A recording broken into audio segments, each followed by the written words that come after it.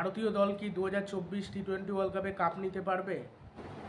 এবং বাংলাদেশ দলের কথা একটু বলবো। বাংলাদেশ দলের কথাটা একটু পরে বলছি, আগে ভারতের কথা বলে নিই, তারপর বাংলাদেশ দলের কথাটা বলছি। প্রথমে বলছি ভারতের কথা। ভারতীয় দল মানে ভালো খেলাটা খুবই চাপের এইবারের টি-20 ওয়ার্ল্ড কাপে। টি-20 ওয়ার্ল্ড কাপ যা শুরু হয়ে যাবে জুন মাস থেকে, ভালো খেলাটা খুব চাপের। তার কারণ তার ভারতের পক্ষে যেন কিছু যাচ্ছে না। পক্ষে কি প্লেয়াররা অফ ফর্মে রয়েছে, আমি সেটাই বলছি। প্লেয়াররা দুবে ফর্মে নেই, দুবে ওইদিকে টি-20 ওয়ার্ল্ড কাপে রয়েছে। রোহিত শর্মা লাস্টে একটা ম্যাচে ভালো খেলেছে, দেখা যাক কেমন পারফরমেন্স করে। বলতে গেলে ফর্মেই ছিল না, প্রথম দিকে ফর্মে ছিল, মাঝে ফর্মে ছিল না, তারপর আবার লাস্টে একটা ম্যাচে ভালো খেলেছে। হার্দিক পান্ডিয়া ফর্মে নেই, শুধু বোলারদের মধ্যে জাসপ্রীত বুমরা ফর্মে রয়েছে, আশদীপ সিং ফর্মে নেই, সিরাজও সেইভাবে বল ভালো করতে পারছে না। তারপরে আর কে রয়েছে? জাদেজা হয়তো ব্যাটিংয়ে ভালো করবে, বাট বোলিং নিয়ে টেনশনের বিষয়।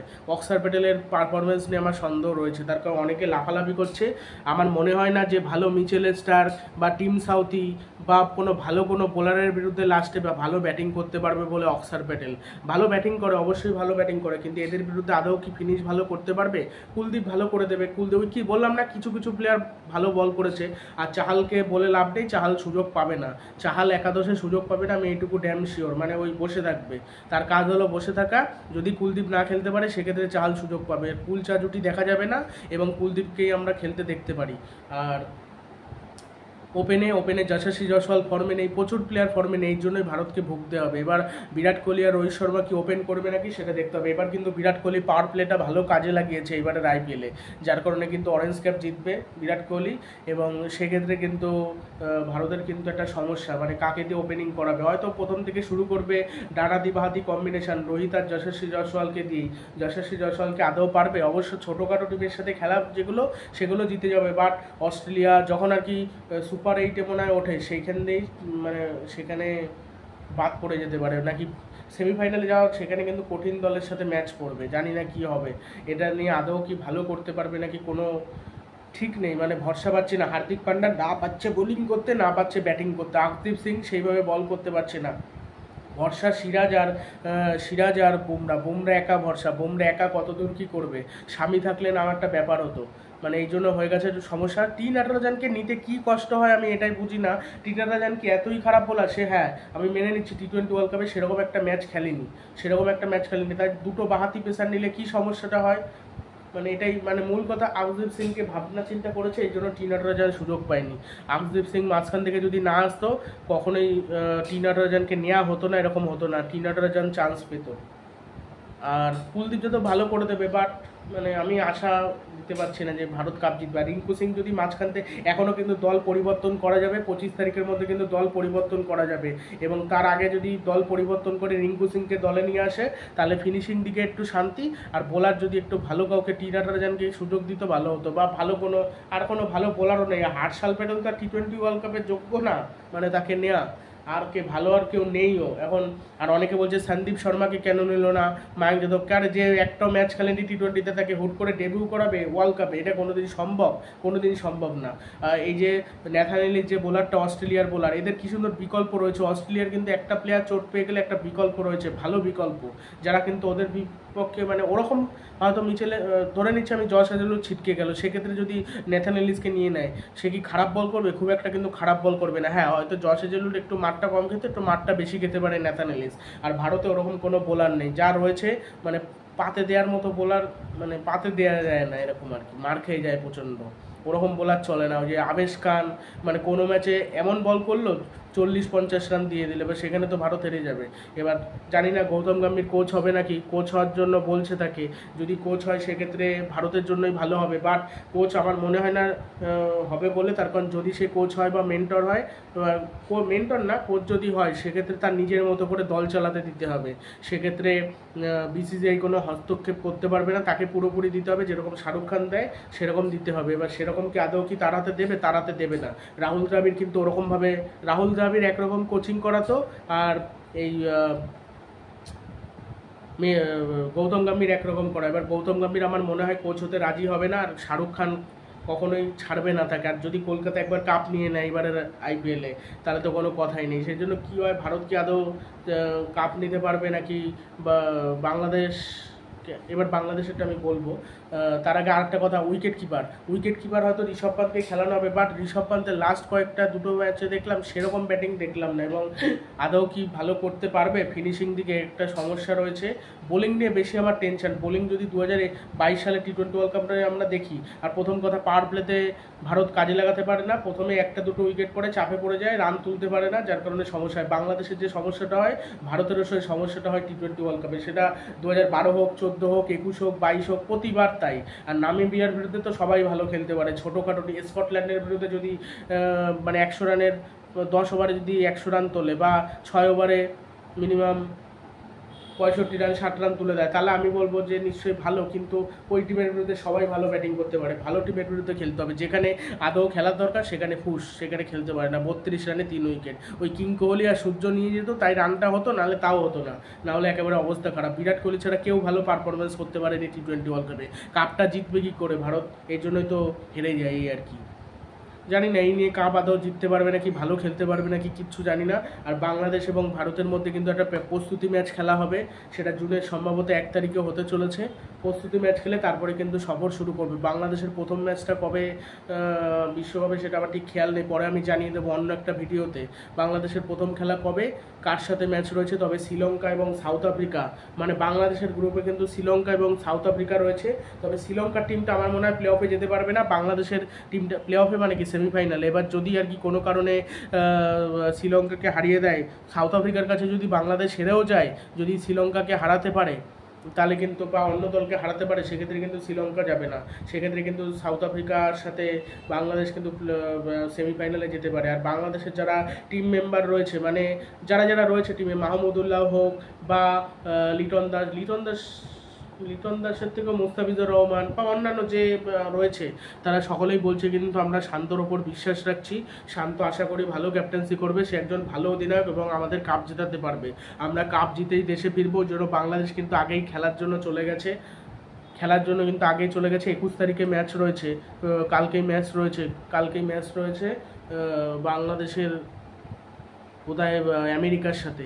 এবার এই ম্যাচগুলো খেলে আদৌ কি কোনো লাভ হবে? হ্যাঁ, আমেরিকার পিচ সম্বন্ধে একটু ধারণা হবে, তবে এই পিচকে আদৌ বিশ্বকাপে হবে?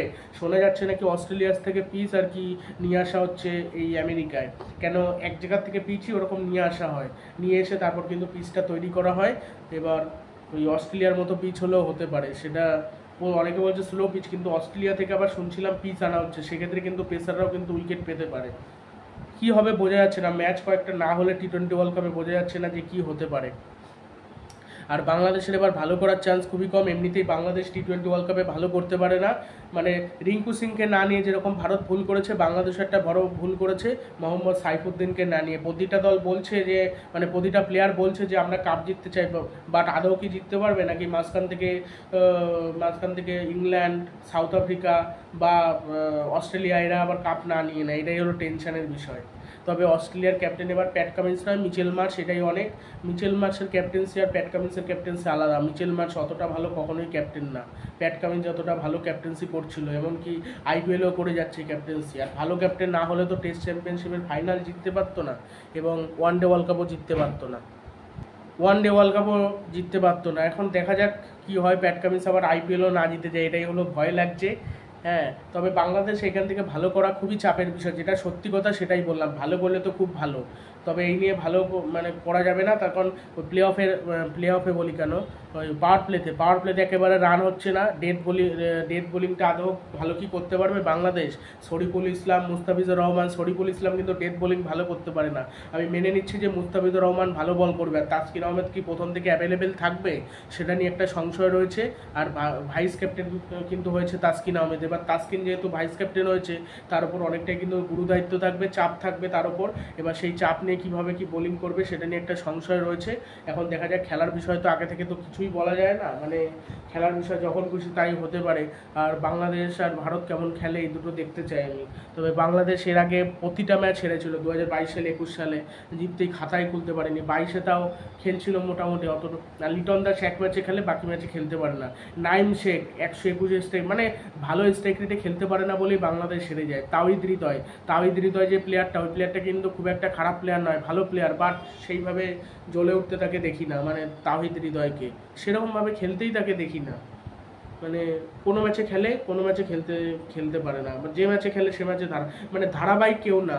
তো ওই হৃদয় হয়তো দুটো ম্যাচে ভালো খেললে আমরা আশা করতে পারি যে পরের ম্যাচগুলো ভালো খেলবে, পরের ম্যাচে খেলতে পারে না, যার ওপর আশা করা হয় সে খেলতে পারে না। মাহমুদুল্লাহও খেলে দেবে, বাট আর একটা সমস্যা লিটন দাসের ফর্ম। আর সৌম্য সরকার ওপেন করবে নাকি তানজিম হাসান তামিম ওপেন করবে। তামিম যে ছোট তামিম প্লেয়ারটা খুব একটা খারাপ না। শরীফুল ইসলাম কিন্তু ব্যাটিংটাও করতে পারে, এবার বোলিংটা তাকে কোন জায়গায় ইউজ করে শান্ত সেটা দেখতে হবে। আর শান্তর ব্যাটিং করতে হবে, শান্ত যার নিজেরই স্ট্রাইক রেট 110, সে জানি না ক্যাপ্টেন্সি বাংলাদেশের হয়ে কী করে করবে, এবং সেটা নিয়ে একটা সংশয় থাকছে। দেখা যাক এখন কি হয়। ভিডিওটি ভালো লাগলে চ্যানেলটি সাবস্ক্রাইব করে দেবেন এবং ভিডিওটি শেয়ার করতে ভুলবেন না। এবং কোন দল মানে কোন দল ভালো খেলতে পারে সেটা অবশ্যই কমেন্ট বক্সে জানাবেন। আমার মনে হচ্ছে সাউথ আফ্রিকা, ইংল্যান্ড, অস্ট্রেলিয়া এরা ভালো পারফরমেন্স করবে, তার কারণ ভালো পারফরমেন্স করার জায়গা আছে, ভালো প্লেয়ার রয়েছে। ওরা কিন্তু পাওয়ার প্লেতে মেরে যেরকম শুরু করে পরেও মেরে খেলে, আর যদি পাওয়ার প্লেতে শুরু নাও করতে পারে পরে ওরা কিন্তু পার্টনারশিপটা 1-2 রান করে নিয়ে চলে যায়, তারপর কিন্তু পরে যে মেরে খেলে রানটা করে নেয়। এটা কিন্তু অন্যান্য দল পারে না, এবং বড় টিমের বিরুদ্ধে কিন্তু এরা জেতার ক্ষমতা রাখে, ভালো খেলে। আর বাংলাদেশ ভালো এই জন্যই খেলতে পারে না, দলগত পারফরমেন্স করতে পারে না বলে। আর সবসময় বড় ম্যাচের ক্ষেত্রে ভয় পেয়ে যায় ভারত, যার কারণে সেমিফাইনালে গিয়ে হারে, ফাইনালে গিয়ে হারে। 2014 সালের T20 ওয়ার্ল্ড কাপের ফাইনালে একমাত্র কোহলি খেলেছিল, কেউ খেলতে পারেনি। যুবরাজ সিং এত বড় মাপের প্লেয়ার ছিল, সেও খেলতে পারেনি, এই জন্য সমস্যা হয়ে গেছিলো। ধোনিও সেভাবে খেলতে পারেনি, ব্যাস আউট।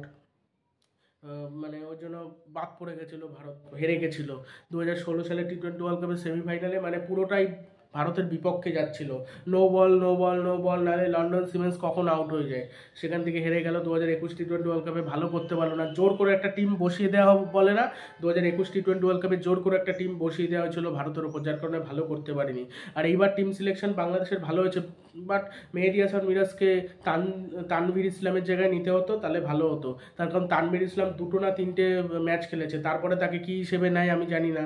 আর মেহেদী হাসান মিরাজ কিন্তু তার 24-25টা T20 ম্যাচ খেলেছে, হ্যাঁ ইকোনমি 8-এর উপরে, বাট সে কিন্তু ওয়ানডে এবং T20তে কিন্তু পার্মানেন্ট খেলে, এবং যাকে ভাইস ক্যাপ্টেনও ভাবা হয় মেহেদী হাসান মিরাজকে, যাকে ক্যাপ্টেন হিসেবে ভাবা হচ্ছিল, সে তাকে বাদ দিয়ে দিল, এটা ভুল করেছে। আর মোহাম্মদ সাফিউদ্দিন এই প্লেয়ারটাকে নিয়ে ভালো হতো, ব্যাস এইটুকুই বলবো। এইগুলোই ভুল করেছে বাংলাদেশ, আর কোনো ভুল নেই। দেখা যাক এখন কি হয়, বাংলাদেশ কেমন খেলতে পারে, আদৌ ভালো খেলতে পারে নাকি ঠিক নেই, এখন কি হয় বোঝা যাচ্ছে না। T20 ওয়ার্ল্ড কাপে বিদেশি টিমগুলোই ভালো খেলবে, ওরা মানে আলাদা ব্যাপার। আর ওয়েস্ট ইন্ডিজও ফেভারিট, ওয়েস্ট ইন্ডিজের বোলিং হয়তো ভালো না, অ্যান্দ্রে রাসেল বা আলজারি জোসেফ, বোলিং হয়তো ভালো না, বাট ব্যাটিং কিন্তু ভালো রয়েছে তাদের। ব্যাটিং একদম প্রত্যেকে ব্যাট করতে পারে, আলজারি জোসেফ তো ভালো ব্যাটিং করতে পারে, বোলাররাও ব্যাটিং করতে পারে, এই জন্য ব্যাটিং ভালো রয়েছে তাদের, বোলিংটা একটু দুর্বল।